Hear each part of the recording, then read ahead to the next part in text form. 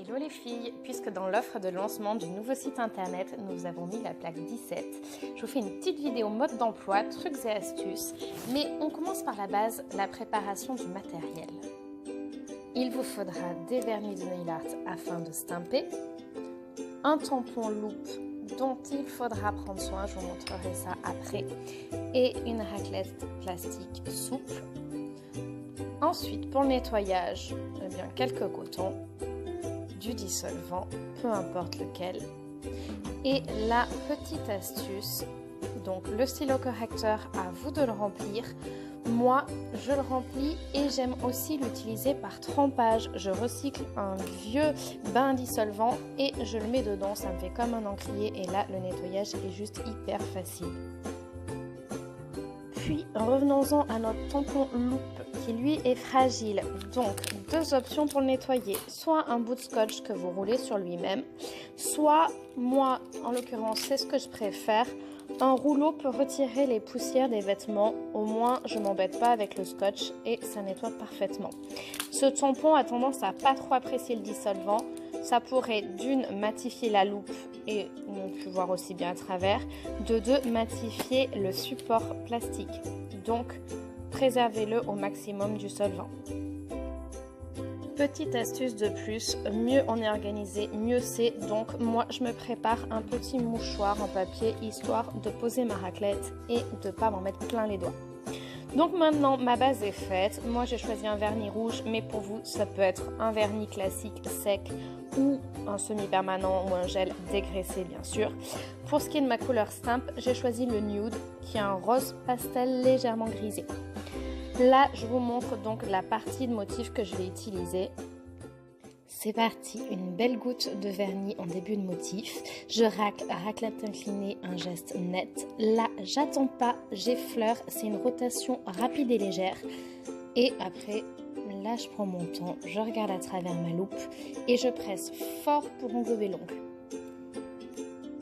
Entre chaque motif, je nettoie ma plaque avec un peu de dissolvant, j'estompe ce qui reste sur ma raclette et je me sers de mon rouleau à vêtements pour retirer les bouts de dessin qui sont dessus. Pour ce qui est du contour de l'ongle, c'est pas très grave, je récupère mon stylo et je viens enlever ce qui a pu aller à côté. C'est toujours plus simple de placer trop de dessin et de le retirer dans un second temps que d'essayer de prélever juste ce qu'il faut. D'ailleurs, je vous montrerai par la suite des petites idées pour venir trier sur le tampon. Mais pour l'instant, passons aux idées de placement. Aujourd'hui, vous allez voir, c'est une manicure assez forte puisque je vais placer des dessins sur tous mes ongles, des parties plus ou moins grandes, mais malgré tout. À vous de jouer avec l'intensité. Le stamping, c'est du sur-mesure.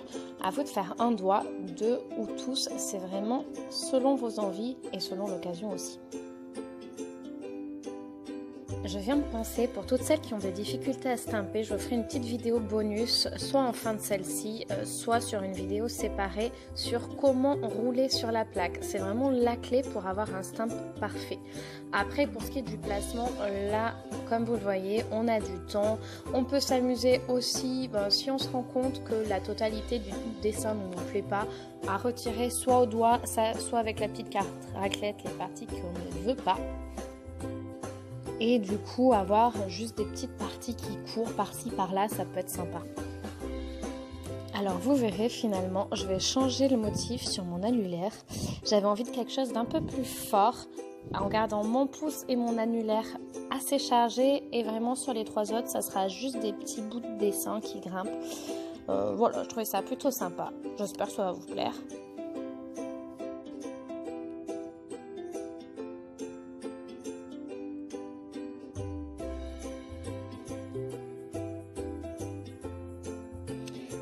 Et on passe bien sûr à l'étape de la fixation. Donc comme moi je suis sur une manucure vernis classique, je fixe avec un top coat séchage à l'air.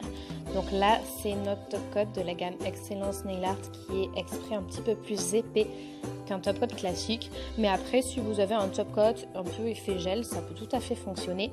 Pour celles qui font une manucure en gel ou en semi-permanent, bien sûr il est possible d'emprisonner le dessin sous votre finition habituelle. Et voilà, j'espère que cette vidéo vous aura plu et aidé. Un nouveau format avec la voix off, c'est peut-être un peu plus simple pour vous. Bon stamping et à bientôt!